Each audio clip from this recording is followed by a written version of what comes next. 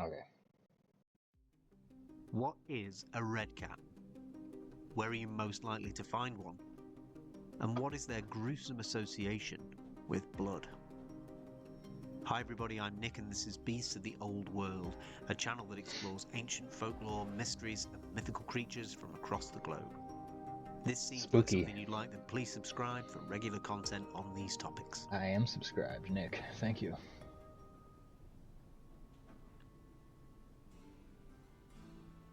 The Scottish borderlands. This region, Pretty. now largely tranquil and beautiful, was for much of its history ravaged by war. It is here that Emperor Hadrian built his famous wall marking the northern limit of the Roman Empire in Britain. And it is here that many conflicts reached their brutal climaxes, especially in the years between the 14th and 16th centuries, where Bloody numerous battles battles between the Scottish and the English took place. So much of the region's history is steeped in blood, and the mythology within its folklore reflects this. No creature better symbolises this blood-soaked history than the redcap. These spirits, related to Powries and Dunters, are bloodthirsty goblin-like creatures disgusting. relatively unique to border folklore. They have a very distinctive look. This is just black tea. I usually drink green tea, but this is it's like a pyramid. It's like the tea bags they have no string. It's kind of annoying, but they're like pyramid shaped tea bags. I forget what brand it is. It's just black tea though. But I drink it English style because I'm a wuss. So there's milk in it, and there's there's sugar in it too, obviously. But most people don't put milk in tea. Just it's like a coffee thing for most people. But I drink it like the English do. I like milk in my tea. You know. I don't know if that's something people do, but man, these thumbnails are shit.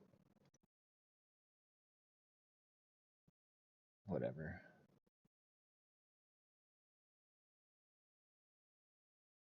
Sure.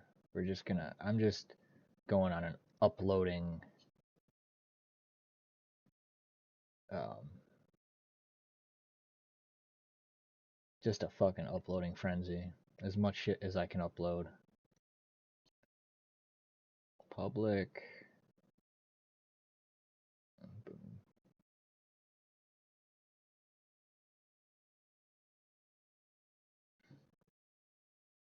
Okay. All right. Here we go. I'm gonna back it up a little bit. No creature better symbolises this blood-soaked history than the redcap.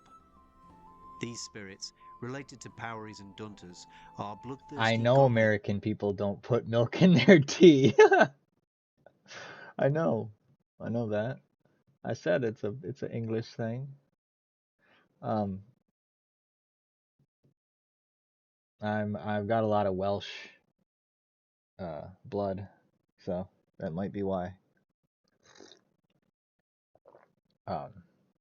Actually, that's 100% probably why. I'll leave this here. I'm gonna be drinking it. Don't make fun of my English habits. Like creatures relatively unique to border folklore. They have a very distinctive look. Yeah, they're hideous. Your father You knows about motherfuckers. saving money. Everything I'm wearing, I've had since boot camp. Shut up. According to folklorist William Henderson, the redcap is a short, thick-set goblin with the look of a sturdy old man. He has long, prominent teeth, Scary. powerful, skinny fingers with talons like those of eagles. His menacing face houses large eyes of a fiery red colour, and grisly hair streams down his shoulders. He wears heavy iron boots and carries a pike staff, usually in his left hand. Most distinctively, upon his head, he wears a red cap. Wonder why he's named that. while there are other, far nicer regional variations that bear the same name, the redcaps of border folklore are by far some of the most evil and dangerous creatures in folklore. They will attack on sight and chase down their victims, all the more terrifying when you consider the fact that despite the heavy iron boots they wear and the pikes they wield, redcaps supposedly cannot be outrun, or, for that matter, be overcome by human strength. That's good. In short, it is useless to try to fight one. Look at that. That's funny. That's fucking hilarious.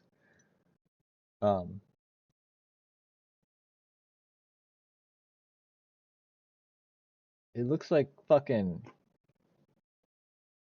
like a red Popeye or something, like a clown nose, though. I mean, I'm sure if it were not a cartoon, it would be terrifying, and I'm just making light of it. But I mean, this video game scenario thing we've got going on here is kind of funny looking. He's got way more health. That's not fair. It is equally useless to try to escape. This, obviously, doesn't give you much of a chance, so you should probably know where redcaps typically reside, so that you don't happen across one by mistake. Yeah, I don't want to run into one. Also known as redcombs and bloodycaps, legend has it that these wicked creatures haunt the ruins of ancient castles found along the border between Scotland and England, Well, especially that those sounds with right. particularly dark histories. Why wouldn't they want to hang out in an abandoned castle? That sounds awesome. This entire region, as we've mentioned already, was contested land for centuries. It has seen countless battles and, unsurprisingly, is home to more than its fair share of castles and forts. So there are many locations where these creatures can call home. It is slightly curious that only castles on the Scottish northern side of this border are said to house redcaps, while castles on the English side seem largely redcap free. If you are going up that way, whether you're braving the redcap riddled ruins of Scotland or not, it may be worth taking a few precautions. I would go. I want to go either way. That sounds awesome. I mean, But what precautions can you possibly take? What can be done against a creature whose strength and speed cannot be matched by any human being? Well, while redcaps are unaffected by human strength and can outpace anybody over seemingly any distance, they do have an Achilles heel. okay. The only two defenses that are regularly cited. I should have known. I should have known. In every folklore tale about some evil creature, it is a demon from Christianity posing as something else. In Japanese, in Japan, it's these different animal gods. All these pagan religions are people worshiping demons. And then now let's just see, so how do you fight it? Well, he's about to tell us. The only two defenses that are regularly cited in border folklore are to either A. hold up a crucifix to your redcap assailant, or B. quote the Bible to him. Now, why would that be the case? Why would folklore from the Scottish Highlands claim that the only way to fight this demonic looking old man midget entity that is never mentioned in Christianity, why would the only way to fight him be with Christ?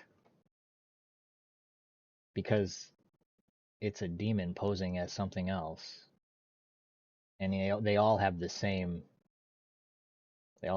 weakness. It remains unclear as to which passages of the Holy Scripture are most effective at driving away this murderous goblin, or if any will do. So you might want to learn a few passages just in case. I know if you a few. do this successfully, then the redcap will, apparently, vanish in flames, leaving behind a large tooth. A tooth? This is infinitely preferable to the alternative. Yeah, no shit. If you are caught, then you will be murdered, either crushed and bludgeoned with stones, or else pierced and punctured with the pike staff. The Redcap will then soak their cap in your blood, hence their grisly name. That's Keep in mind that Redcaps must kill regularly, for if the blood staining their hats dries out, they will die. Perhaps it's a good thing that they've chosen to set up camp in lonely ancient ruins, and not in the hearts of major cities. Yeah. Probably the most famous Redcap tale is also the least conventional, insofar as the Redcap here is summoned by a sorcerer and spends its life in his employ. This is the story of the evil Lord Sulis and the Redcap Sly. Sly. Hey everyone, big heads up, Paleo Valley's running a sale on all their meat sticks right now. You can get Meat 30 stick. sticks for 36. Who wants my meat stick?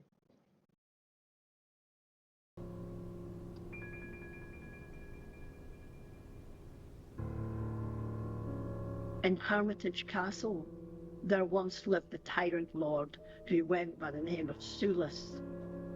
Warden of the South and West Marches, Sulis was a noted sorcerer and was feared all around.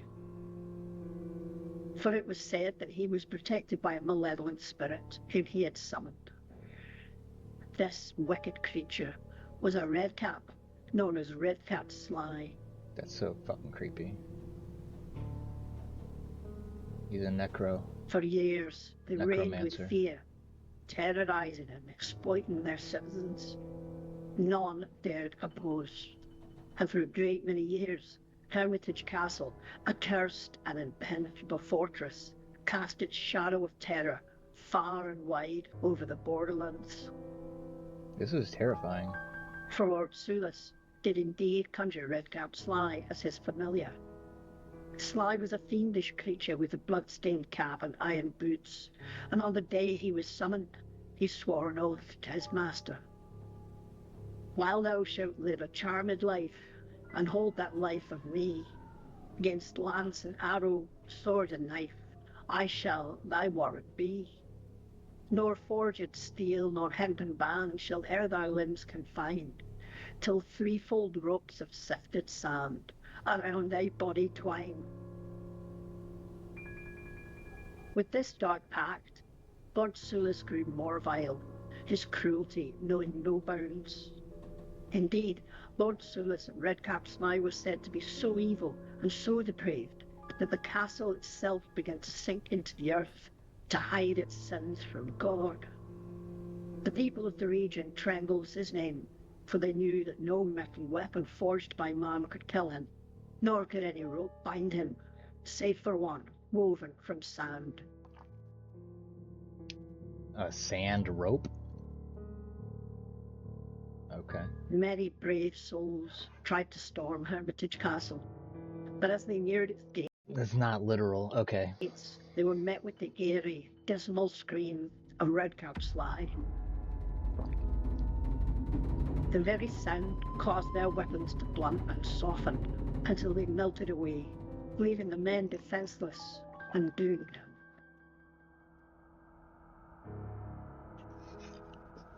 Years passed, and hope waned, until one fateful day, a group of men with iron resolve and empty hands came for the Dark Lord.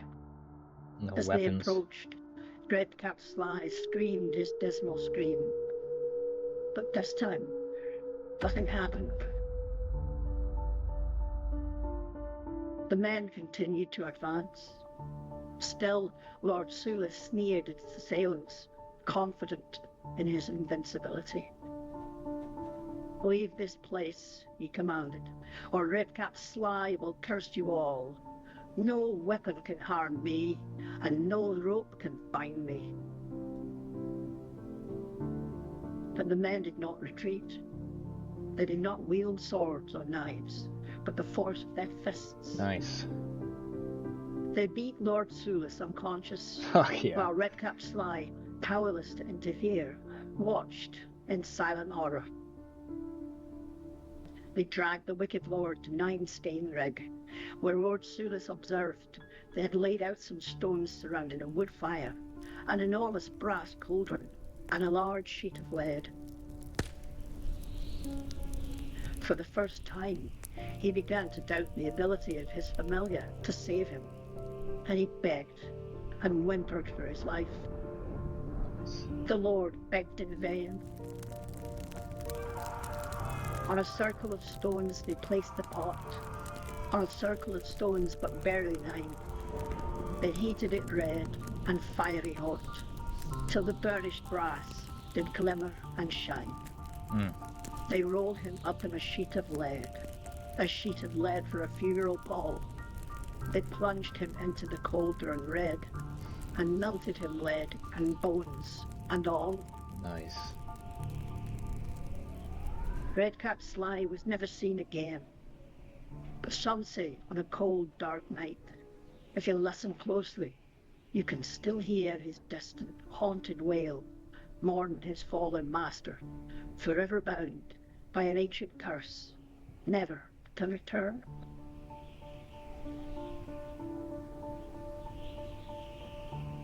Sir Walter Scott once also reported that Redcap Sly still haunts the dungeon of Hermitage Castle to this day, or at least his day, for this was the room in which Lord Soulis spoke with evil spirits, and the room in which he summoned Sly in the first place.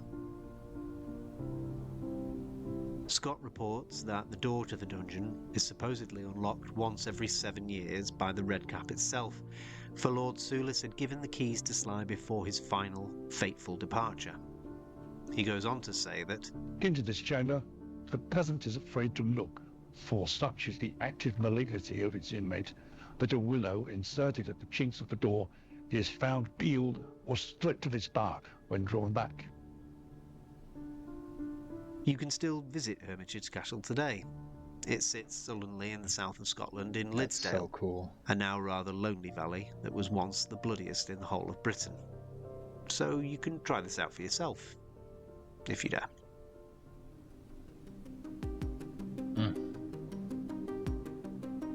Thank you for joining me on this short journey into Scotland's mythic past. If you liked the video, then please give it a thumbs up, and don't forget to subscribe and set notifications to catch new content when it comes. And if you're ever up in the Borderlands poking around old ruins, keep an eye out for flying stones and angry gnomes, for the beasts of the old world still roam wild today. That's fucking awesome. That is fucking awesome, honestly. Horrifying, but yeah. Beasts of the Old World. What a good channel. Check that out.